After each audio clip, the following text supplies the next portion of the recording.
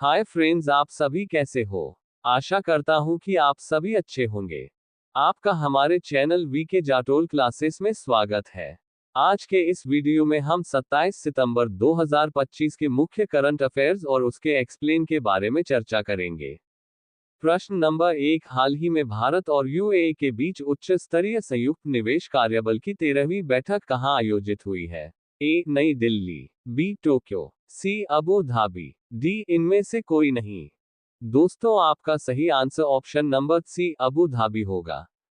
भारत और संयुक्त अरब अमीरात यूएई के बीच आर्थिक संबंधों को मजबूत करने के लिए गठित निवेश पर उच्च स्तरीय संयुक्त कार्यबल की 13वीं बैठक 18 सितंबर 2025 को अबू धाबी में संपन्न हुई। इस बैठक की सह अध्यक्षता अबू धाबी निवेश प्राधिकरण एडीआई के प्रबंध निदेशक महामहिम शेख हामिद बिन जायद अल नाहयान और भारत के वाणिज्य एवं उद्योग मंत्री श्री पीयूष गोयल ने की।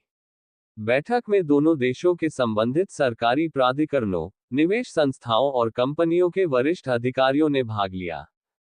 प्रमुख उपलब्धियां और चर्चा के मुख्य बिंदु।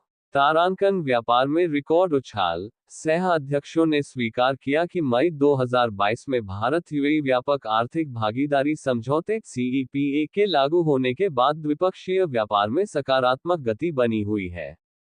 वर्ष 2025 की पहली छमाही में गैर तेल द्विपक्षीय व्यापार लगभग 38 बिलियन अमेरिकी डॉलर तक पहुंच गया, जो पिछले वर्ष की समान अवधि की तुलना में 34% की प्रभावशाली वृद्धि है।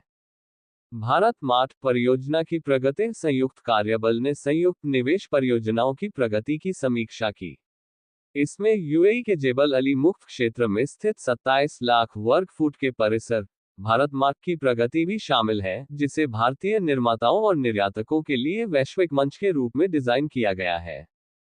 तारांकन भविष्य के सहयोग के क्षेत्र। दोनों पक्षों ने भविष्य में भारत के समुद्री, मैरीटाइम और अंतरिक्ष स्पेस क्षेत्रों में सहयोग के अवसरों पर विचार किया। तारांकन स्थानीय मुद्रा में व्यापार को बढ़ावा। दोनों देशों के केंद्रीय बैंकों के बीच स्थानीय मुद्राओं में द्विपक्षीय व्यापार, भुगतान प्रणालियों के एकीकरण और सेंट्रल बैंक डिजिटल मुद्राओं सीबीडीसीएस पर सहयोग जैसी रणनीतिक पहलों पर चर्चा हुई। इस दिशा में हुई मजबूत प्रगति की सराहना की गई।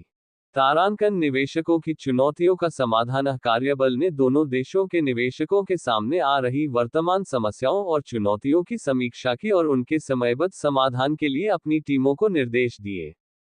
बैठक के समापन पर मंत्री श्री पीयूष गोयल ने कहा कि भारत दुनिया की सबसे तेजी से बढ़ती अर्थव्यवस्था के रूप में एक उल्लेखनीय यात्रा पर है, और यूएई भारत की इस विकास गाथा में एक महत्वपूर्ण साझेदार है। उन्होंने जोर दिया कि यह साझेदारी नवाचार, निवेश और सतत विकास पर आधारित है। प्रश्न नंबर 2, हाल ही में अमेरिका के राष्ट्रपति ने H-1B वीजा आवेदनों पर कितने डॉलर वार्षिक शुल्क लगाने की घोषणा की है? ए, $90,000, बी, $1,00,000, सी, $2,00,000, डी, इनमें से कोई नहीं। दोस्तों, आपका सही आंसर ऑप्शन नंबर बी, $1,00,000 होगा। अमेरिकी राष्ट्रपति डोनाल्ड ट्रंप ने H-1B वीजा कार्यक्रम में एक बड़ा बदलाव किया है, जिसने खासकर भारतीय आईटी प्रोफेशनल्स और अमेरिकी टेक कंपनियों की चिंताएं बढ़ा दी हैं। ट्रंप प्रशासन ने नए H-1B वीजा आवेदनों पर एक भारी भरकम शुल्क लगाया है। अब हर नए आवेदन के साथ कंपनियों को $1,00,000 यानी लगभग 88,74,000 रुपये का अतिरिक्त शुल्क देना होगा। ये नियम 21 सितंबर 2025 से लागू हो गया है। प्रशासन का कहना है कि यह कदम H-1B वीजा के दुरुपयोग को रोकने, अमेरिकी कर्मचारियों की नौकरियों को सुरक्षित करने और यह सुनिश्चित करने के लिए उठाया गया है कि वीजा केवल सबसे कुशल और उच्च वेतन वाले टैलेंट को ही मिले। किस पर पड़ेगा सबसे ज्यादा असर? तारांकन भारतीय प्रोफेशनल्स। हालांकि यह नियम सभी देशों पर लागू होता है, लेकिन H-1B वीजा के सबसे बड़े लाभार्थी होने के कारण भारतीय छात्र और आईटी प्रोफेशनल्स सबसे अधिक प्रभावित होंगे। तारांकन केवल नए आवेदन। यह महत्वपूर्ण है कि यह नियम पहले से जारी वीजा और उनके नवीनीकरण पर लागू नहीं होगा। ये सिर्फ 21 सितंबर के बाद आने वाले नए आवेदनों पर लागू होगा, जिसमें 2026 की वीजा लॉटरी भी शामिल है। तारांकन कम वेतन वाले। मुश्किल में $1,00,000 की फीस लगने के बाद अब कंपनियों के लिए एंट्री लेवल या कम वेतन वाले भारतीय इंजीनियरों को अमेरिका भेजना बेहद महंगा हो जाएगा। ऐसे में नए ग्रेजुएट्स के लिए वीजा मिलना कठिन हो जाएगा। तारांकन उच्च कौशल वालों को फायदा। दूसरी ओर AI, data science, chip design और साइबर सिक्योरिटी जैसे क्षेत्रों में उच्च कौशल वाले प्रोफेशनल्स जिनकी सैलरी 1.5 लाख डॉलर से अधिक है, उन्हें कंपनियों द्वारा प्राथमिकता दी जाएगी।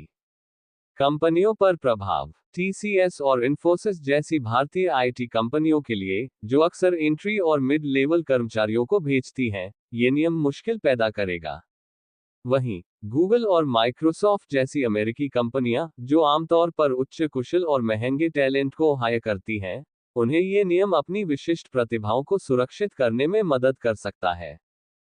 प्रश्न नंबर 3, हाल ही में टाइफून मिताग ने किस देश के गुआंगडोंग प्रांत में दस्तक दी है? ए भारत, बी जापान, सी चीन, डी इनमें से कोई नहीं। दोस्तों, आपका सही आंसर ऑप्शन नंबर सी चीन होगा। चीन के दक्षिणी भाग में स्थित गुआंगडोंग प्रांत में चक्रवाती तूफान मिताग ने जोरदार दस्तक दी है, जिसके चलते पूरे प्रांत में तेज हवाओं और भारी बारिश की गंभीर चेतावनी जारी की गई है। इस वर्ष का ये 17वां चक्रवाती तूफान है, जिसने प्रशासन के लिए बड़ी चुनौती खड़ी कर दी है। प्रांतीय मौसम विभाग की रिपोर्ट के अनुसार, तूफान मिताग ने 25 मीटर प्रति सेकंड की अत्यंत तेज गति के साथ गुआंगडोंग के शानवे शहर के तटवर्ती इलाकों से टकराया। तूफान का केंद्र इस समय प्रांत के भीतरी हिस्सों की ओर तेजी से अग्रसर हो रहा है। अधिकारियों ने यह अनुमान व्यक्त किया है कि यह शक्तिशाली तूफान 10 से 15 किलोमीटर प्रति घंटे की धीमी गति से पश्चिमोत्तर दिशा की ओर बढ़ रहा है। हालांकि जैसे जैसे ये तूफान जमीनी क्षेत्र में प्रवेश करता जाएगा, इसकी तीव्रता धीरे धीरे कम होती चली जाएगी, जिससे कुछ राहत मिलने की संभावना है। तूफान के संभावित खतरे को देखते हुए, चीन के राज्य बाढ़ नियंत्रण और सूखा राहत मुख्यालय ने पहले ही एक्शन लेते हुए गुआंगडोंग प्रांत के लिए स्तर 4 की उच्च स्तरीय आपात स्थिति की चेतावनी जारी कर दी थी। चेतावनियां दी गई हैं कि मिताग के असर से प्रांत के अधिकतर हिस्सों में न केवल तेज हवाओं का दौर चलेगा, बल्कि मूसलाधार बारिश भी होगी, जो निचले इलाकों में बाढ़ का खतरा पैदा कर सकती है। स्थानीय प्रशासन ने सभी नागरिकों से सुरक्षित आश्रयों में रहने और मौसम विभाग द्वारा जारी किए जा रहे निर्देशों का सख्ती से पालन करने का आग्रह किया है। प्रश्न नंबर 4, हाल ही में भारतीय रेलवे ने महाराष्ट्र के अहमदनगर रेलवे स्टेशन का बदलकर नया नाम क्या कर दिया है? ए अहिल्यानगा, बी रानी लक्ष्मीबाई, सी मीराबाई, डी इनमें से कोई नहीं। दोस्तों, आपका सही आंसर ऑप्शन नंबर ए अहिल्यानगा होगा। महाराष्ट्र के एक प्रमुख रेलवे स्टेशन का नाम बदल दिया गया है। अहमदनगर रेलवे स्टेशन का आधिकारिक नाम अब बदलकर अहिल्यानगा रेलवे स्टेशन कर दिया गया है। ये परिवर्तन महान मराठा शासक और लोकमाता देवी अहिल्याबाई होलकर के प्रति सम्मान व्यक्त करने के लिए किया गया है। देवी अहिल्याबाई होलकर 18वीं सदी की भारत की सबसे प्रतिष्ठित महिला शासकों में से एक मानी जाती हैं। उन्हें उनके दयालु और न्यायप्रिय शासन, बेहतरीन प्रशासनिक कुशलता और भारत भर में किए गए मंदिर निर्माण एवं जीर्णोद्धार के कार्यों के लिए याद किया जाता है। ये नामकरण न केवल उनके योगदान को श्रद्धांजलि है, बल्कि यह फैसला अहमदनगर जिले के नाम को अहिल्यानगा करने के अनुरूप भी है, जिससे स्टेशन और जिले की पहचान में सामंजस्य स्थापित हो सके। ये निर्णय स्थानीय विरासत के संरक्षण और बढ़ती सार्वजनिक भावना को दर्शाता है। इस नाम परिवर्तन की प्रक्रिया महाराष्ट्र सरकार के एक प्रस्ताव से शुरू हुई थी। महाराष्ट्र के उपमुख्यमंत्री अजित पवार ने इस संबंध में रेल मंत्री अश्विनी वैष्णव को पत्र लिखकर नाम बदलने का आग्रह किया था।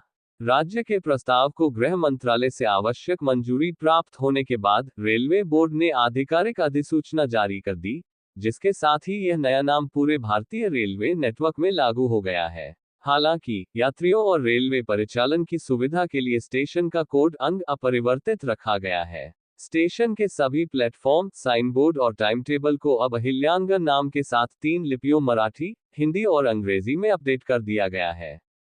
प्रश्न नंबर 5, हाल ही में हर सिपाही को ड्रोन उपयोग सिखाने के लिए ईगल इन द आर्म पहल किसने शुरू की है? A Indian Navy, B Indian Army, C Indian air force, D इनमें से कोई नहीं। दोस्तों, आपका सही answer option number B Indian Army होगा। भारतीय सेना ने अपनी युद्ध रणनीति को बदलने के लिए एक नई पहल शुरू की है, जिसका नाम है ईगल इन द आर्म। इस पहल के तहत सेना सैनिकों को पारंपरिक हथियारों के साथ साथ ड्रोन चलाने में भी कुशल बना रही है। इसका मुख्य उद्देश्य ये सुनिश्चित करना है कि हर सैनिक ड्रोन संचालन में पारंगत हो। इस नई रणनीति के तहत सेना ने ड्रोन और काउंटर ड्रोन सिस्टम को तेजी से अपनाना शुरू कर दिया है। इसके लिए विभिन्न सैन्य अकादमियों में ड्रोन केंद्र स्थापित किए गए हैं। इन ड्रोनों का उपयोग सिर्फ युद्ध के मैदान तक ही सीमित नहीं होगा, बल्कि निगरानी, रसद सामग्री की आपूर्ति और घायलों तक चिकित्सा सहायता पहुंचाने जैसे कार्यों के लिए भी किया जाएगा। इसके साथ ही सैनिकों को दुश्मन के ड्रोनों का पता लगाने और उनसे निपटने के तरीके भी सिखाए जा रहे हैं। सेना प्रमुख जनरल उपेंद्र द्विवेदी ने घोषणा की है कि प्रत्येक इन्फेंट्री बटालियन में एक ड्रोन प्लाटून होगी और आर्टिलरी रेजिमेंट भी काउंटर ड्रोन सिस्टम से लैस होंगी। ये कदम भारतीय सेना को एक आधुनिक और भविष्य के लिए तैयार सैन्य बल बनाने की दिशा में एक महत्वपूर्ण कदम है। प्रश्न नंबर 6, हाल ही में भारत और किस देश ने रक्षा व व्यापार वार्ता फिर शुरू करने की सहमति व्यक्त की है? ए. America, B. चीन, सी. Canada, D. इनमें से कोई नहीं। दोस्तों, आपका सही answer option number C Canada होगा। भारत और कनाडा ने व्यापार और कई अन्य क्षेत्रों में सहयोग को फिर से शुरू करने का फैसला किया है। ये कदम जून 2025 में हुए G7 शिखर सम्मेलन के दौरान प्रधानमंत्री नरेंद्र मोदी और कनाडा के प्रधानमंत्री मार्क कार्नी के बीच हुई बातचीत पर आधारित है। दोनों देशों के अधिकारियों ने 19 सितंबर 2025 को मुलाकात की और कई क्षेत्रों में द्विपक्षीय बातचीत को फिर से सक्रिय करने पर सहमति व्यक्त की। मुख्य सहमति वाले क्षेत्र: व्यापार और अर्थव्यवस्था। रुकी हुई व्यापार वार्ताओं को फिर से शुरू किया जाएगा ताकि बाजार तक बेहतर पहुंच और शुल्क में रियायतें मिल सकें। रक्षा और सुरक्षा, दोनों देश इस क्षेत्र में सहयोग बढ़ाएंगे। महत्वपूर्ण खनिज और ऊर्जा, इन क्षेत्रों में भी सहयोग को गहरा किया जाएगा। अन्य रणनीतिक क्षेत्र, विज्ञान, प्रौद्योगिकी और कृषि जैसे अन्य क्षेत्रों में भी सहयोग पर ध्यान दिया जाएगा। ये कदम दोनों देशों के बीच संबंधों में स्थिरता लाने और रचनात्मक साझेदारी को आगे बढ़ाने के लिए एक महत्वपूर्ण प्रयास है। प्रश्न नंबर 7, हाल ही में चुनाव आयोग ने मानदंडों के उल्लंघन पर राजनीतिक दलों को सूची से बाहर किया है। ए. 474 राजनीतिक दलों को, बी. 424 राजनीतिक दलों को, सी. 454 राजनीतिक दलों को, डी. इनमें से कोई नहीं। दोस्तों, आपका सही आंसर ऑप्शन नंबर ए 474 राजनीतिक दलों को होगा। चुनाव आयोग ने 474 पंजीकृत अप्रमाणित राजनीतिक दलों को नियमों का पालन न करने के कारण अपनी सूची से हटा दिया है। पिछले 2 महीनों में कुल 808 दलों को डीलिस्ट किया गया है। इन दलों ने लगातार 6 साल तक कोई चुनाव नहीं लड़ा और कई ने वार्षिक वित्तीय रिपोर्ट भी जमा नहीं की। इस कदम का उद्देश्य मनी लॉन्ड्रिंग और कर चोरी जैसी गतिविधियों को रोकना है। इसके बाद भारत में पंजीकृत अप्रमाणित दलों की संख्या 2520 से घटकर 2046 हो गई है। ये कदम चुनावी प्रणाली की विश्वसनीयता और पारदर्शिता को बढ़ाने के लिए उठाया गया है। यदि दोस्तों आपको हमारा यह वीडियो अच्छा लगा हो तो वीडियो को लाइक शेयर जरूर करें, साथ ही हमारे चैनल वीके जाटोल क्लासेस को सब्सक्राइब जरूर करें ताकि हमारे चैनल पर अपलोड होने वाली प्रत्येक वीडियो का नोटिफिकेशन आप तक तुरंत पहुंच सके।